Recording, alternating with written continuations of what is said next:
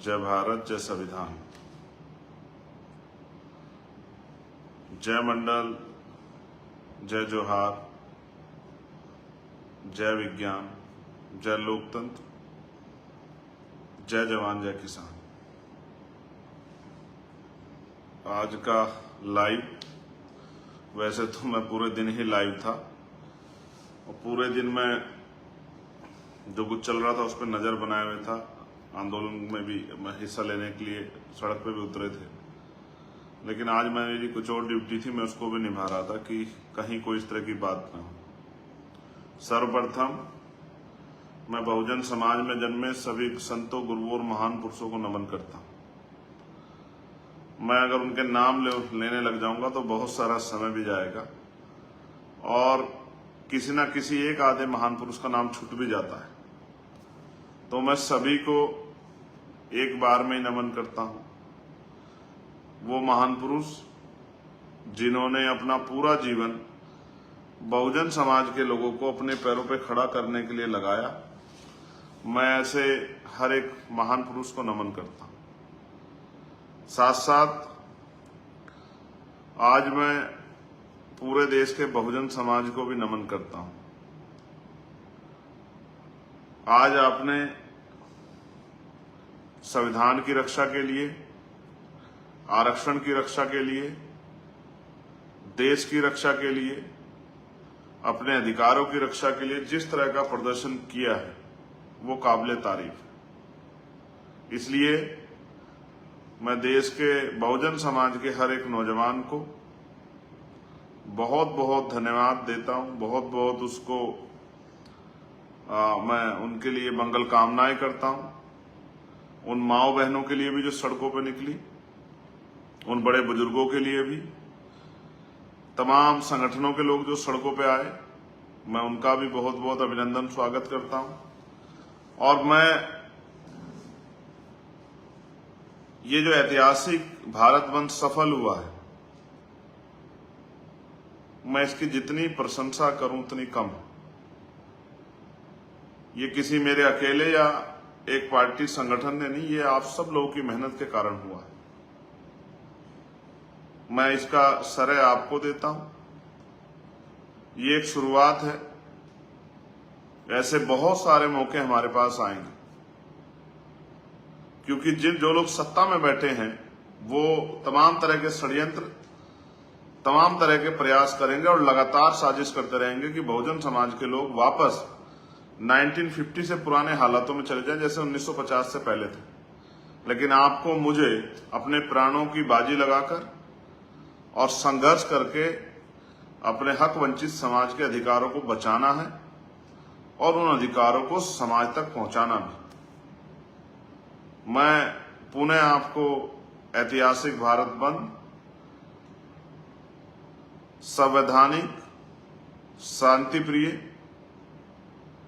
और संघर्ष का जो एक उत्कृष्ट नमूना आज आपने पेश किया देश भर में, मैं पुनः आपको धन्यवाद देता हूं और आप बधाई के पात्र। हमने 2 अप्रैल 2018 से सीखा था कि आंदोलन की कामयाबी इस बात पर निर्भर करती है कि उस आंदोलन में हमें नुकसान कितना होता है। मैं आज इस बात में बड़ा बेहद आपके संघर्ष से, जिस तरह से अनुशासित रूप में आप लोगों ने संघर्ष किया, मैं इसके लिए भीम आर्मी आजाद समाज पार्टी के नेता, कार्यकर्ता, जमीनी साथी, बहुजन आंदोलन के सिपाहियों का, हक वंचित समाज के पहरेदारों का दिल से धन्यवाद करता हूं। 2018 में जो बंद हुआ था उसमें हमने 13 से 14 लोगों की शहीदगी हमारे हिस्से में आई थी, लेकिन इस बार के बंद में आपने जिस तरह से मेरी और तमाम नेताओं की, जिन्होंने आपसे अपील की, उनकी भावनाओं का सम्मान किया और बंद को शांतिपूर्वक सफल बनाने के लिए जिस तरह का संघर्ष किया, अपने गुस्से पे कंट्रोल रखा, तमाम तरह से सभी षड्यंत्रों को बेनकाब किया, तमाम तरह से जो सीक्रेट कोड आपको दिया गया था उसका प्रयोग करके समय समय पे आपने विरोधियों को अपने आंदोलन में घुसने से रोका। इसके लिए मैं आपका धन्यवाद देता हूं। सम्मानित साथियों, आपने देखा एक ऐतिहासिक भारत बंद,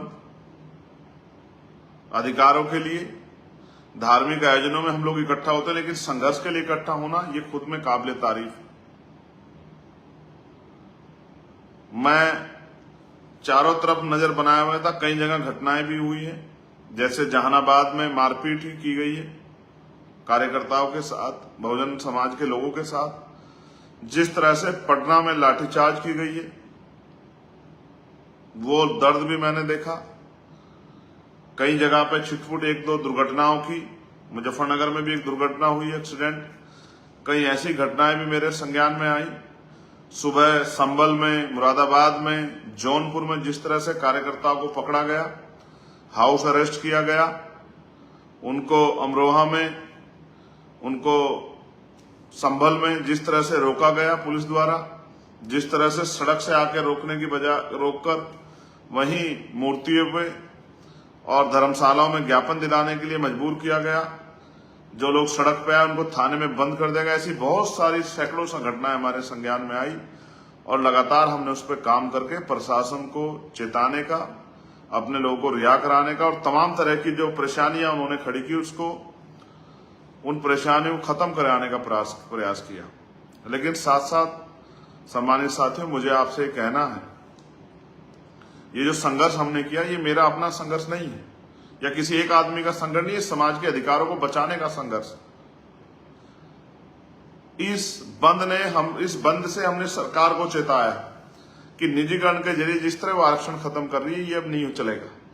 ठेकेदारी, लेटरल एंट्री, संविदा, आउटसोर्सिंग के जरिए जिस तरह से सरकारी नौकरियों को खत्म किया जा रहा है ये अब नहीं चलेगा। अब मैं सड़क पर तो हूं लेकिन पार्लियामेंट में भी हूं। मैं आपको वचन दे कहता हूं कि पार्लियामेंट में इस मुद्दे को जोर शोर से हम लोग उठा के सरकार का ध्यान आकर्षित करेंगे और मजबूर करेंगे कि वह अध्यादेश लाके आरक्षण को संविधान की 9वीं अनुसूची में डालें। साथ साथ मुझे आपसे ये भी कहना है कि संघर्ष के लिए बुलावे नहीं भेजे जाते। अभी प्रथम चरण खत्म हो गया। आज ही मैं अपने साथियों से कहना चाहता हूं देश भर के कि वो कल से ही मीटिंग स्टार्ट कर दे। 11 सितंबर को हमें दिल्ली में अपना शक्ति प्रदर्शन करके समाज का जो है की ताकत जो है, समाज का जो बल है, समाज का जो आक्रोश है, समाज की जो चिंताएं हैं, उसको भी हमें दिल्ली के पटल से सरकार के सामने रखना है। समाज ने बंद बुलाया, हमने गंभीरता को जांचा, एक एक चीज पर नजर बना के रखी, पॉइंट टू पॉइंट सब चीजों को किया, तमाम चीजों का प्रयास करके, संकलन करके, तमाम वार रूम बना के, वो नंबर जारी करके, सब कुछ करके हमने कोशिश की कि आंदोलन सफल हो। हमारी फर्स्ट प्रायोरिटी ये थी कि आंदोलन सफल हो। अब मैं आपसे ये कहना चाहता हूं कि अब आपको पुनः कमर कसनी पड़ेगी। मैं भीम आर्मी आजाद समाज पार्टी के बहादुर साथियों से कहना चाहता हूं, अभी से आप व्यवस्था कर लें।